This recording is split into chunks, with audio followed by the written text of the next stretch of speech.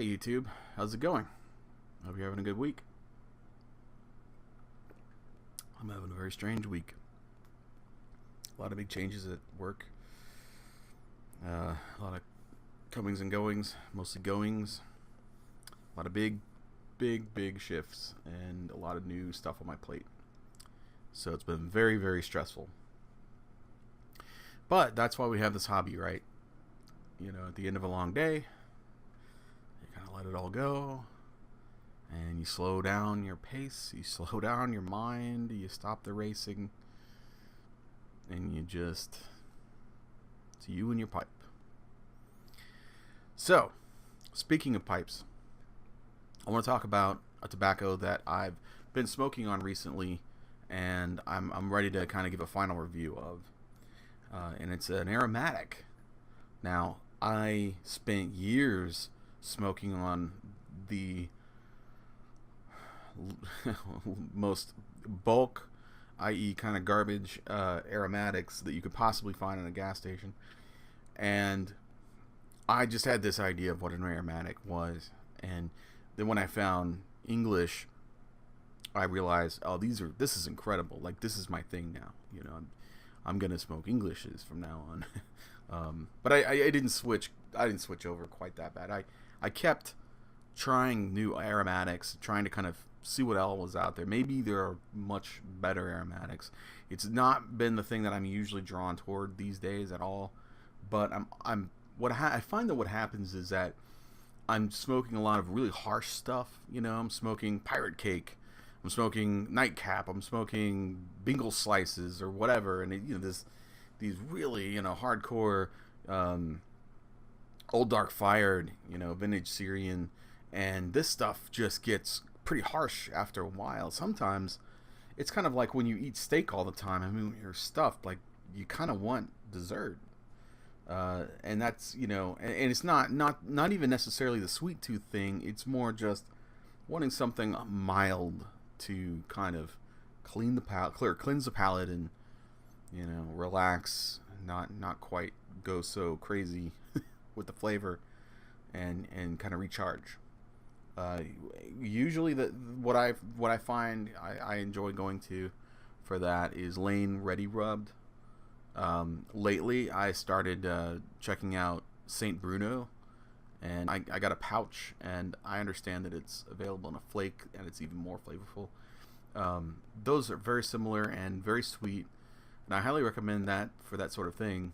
But I found one that I think is my favorite in that category, and that is the Virginia Cream.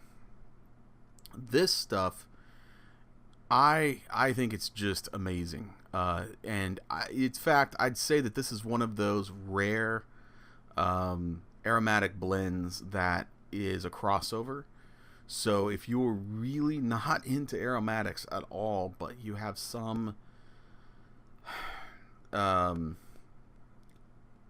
curiosity about, is there something out there I might like, I would really highly recommend this one. This is the one that I would definitely recommend as the, cure-all for hating every aromatic, because there's so much tobacco flavor in here, and the aromatic doesn't hit you in the face. First of all, it's not goopy.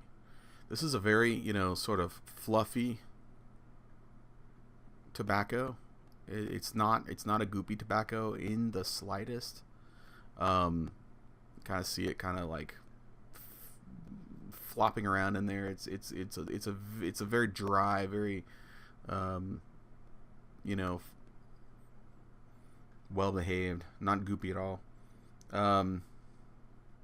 Or well behaved in the jar anyway. It's not gonna stick to your fingers, and it's not hard to get out, and it just feels like a regular ribbon cut. In most ways, it is very sweet.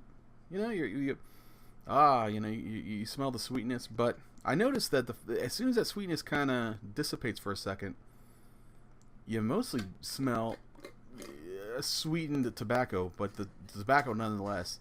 Now, I'd say a lot of aromatics, even the popular stuff, like the good stuff, I don't smell anything but sweet candy, and that's not the case here. I smell tobacco.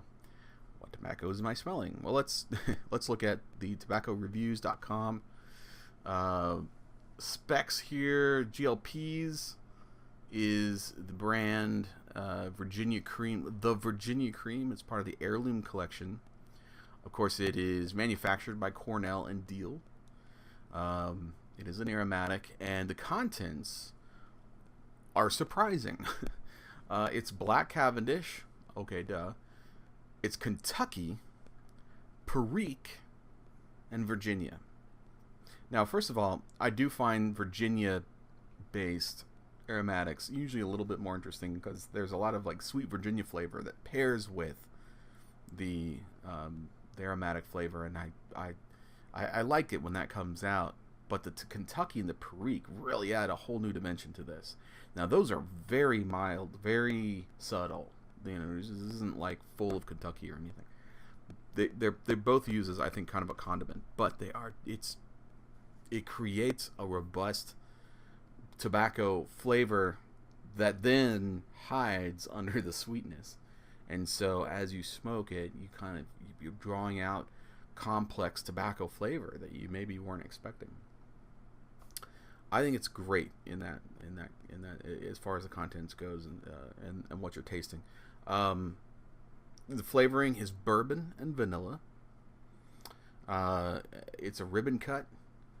It is currently available, and you can get it at Pipes and Cigars and SmokingPipes.com at least.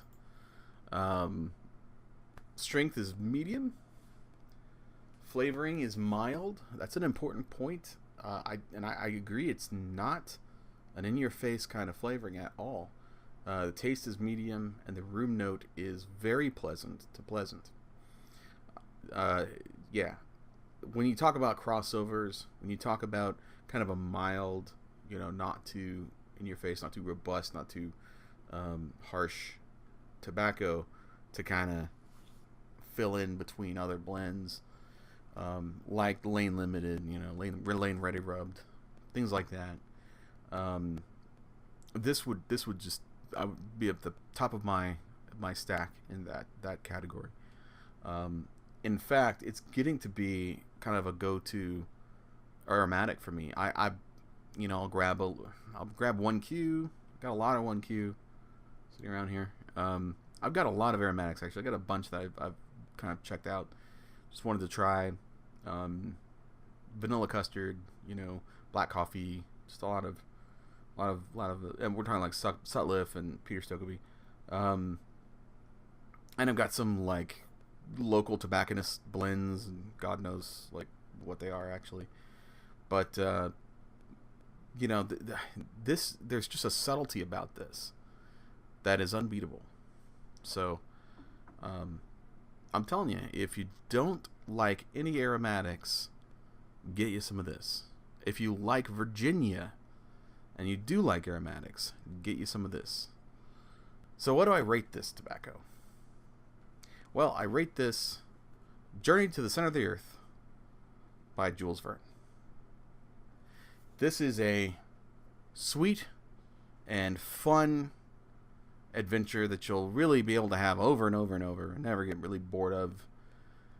It's not so complicated that you're taking notes and flipping back and trying to remember what they were talking about 3 chapters ago. But it's also much more memorable than some sort of drivel that nobody remembers 10 years later. I.e., I think this is probably a modern classic. So that's all I had to say about Virginia Cream. I'm going to let you go, and I hope that you have something delicious to smoke tonight. I hope that it's Virginia Cream, and if it's not, you should probably think about ordering some, because I think you really like it. All right. Thanks for joining me. Until next time.